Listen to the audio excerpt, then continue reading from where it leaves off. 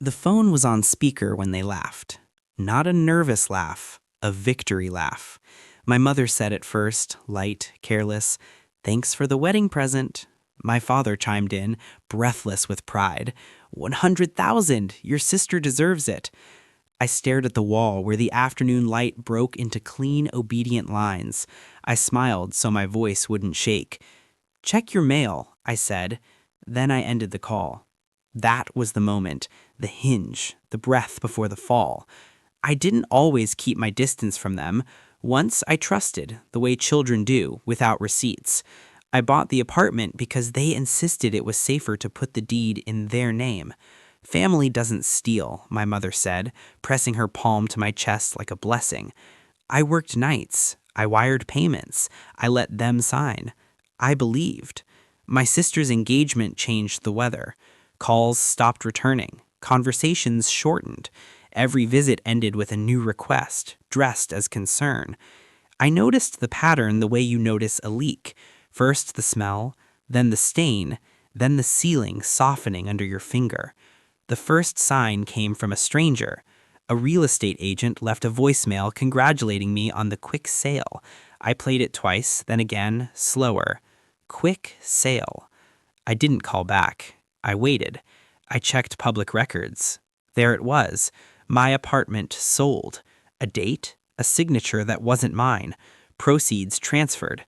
I followed the money the way you follow a trail of footprints across fresh snow, straight to a banquet hall deposit, a dress invoice, a florist who charged extra for imported flowers. Love apparently had a price list. I didn't scream. I didn't confront. I learned. I learned that the apartment had never been free and clear. I learned about the second mortgage my parents had quietly taken years ago, small at first, then ballooning. I learned that the bank didn't care about weddings. I learned that someone had been paying the interest every month, just enough to keep the account breathing. That someone was me. They didn't know. They thought the payments were automatic. They thought I was a child who would keep the lights on while they danced. They thought wrong. I shifted my mindset the way a chess player does when the board tilts. No rage, just recalibration. I hired a lawyer who spoke softly and billed aggressively. We assembled facts, dates, documents. We didn't accuse, we prepared. I stopped making payments, not out of spite, out of precision. The bank moved like a machine. Notices went out, deadlines stacked. The letter I sent was last, certified, unmistakable. A foreclosure notice addressed to my parents explaining the debt they'd hidden, the payments I'd made, the payments I'd stopped, and the timeline the bank would follow now that the air had been cut. I imagined their faces when they opened it. I didn't have to imagine long. They called again. No laughter this time. My father's voice cracked on my name like it was a rung breaking under his hand. My mother cried and apologized in the same breath, as if speed could replace sincerity. "You sold my home," I said, calm, clean. "We're family," she whispered.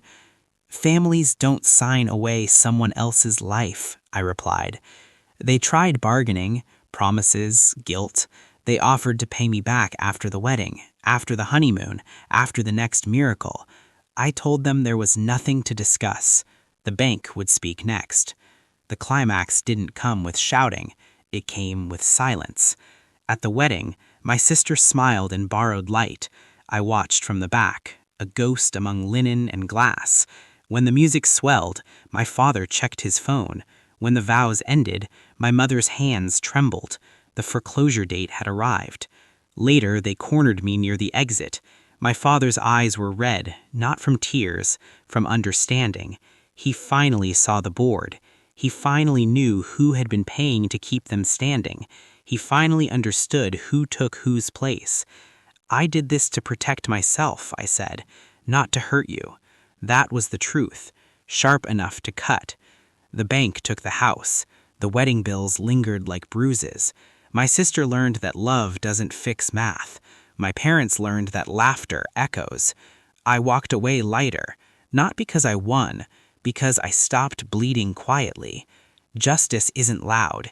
It doesn't raise its voice. It waits. And when it speaks, it sounds like a letter in the mail addressed correctly, delivered on time.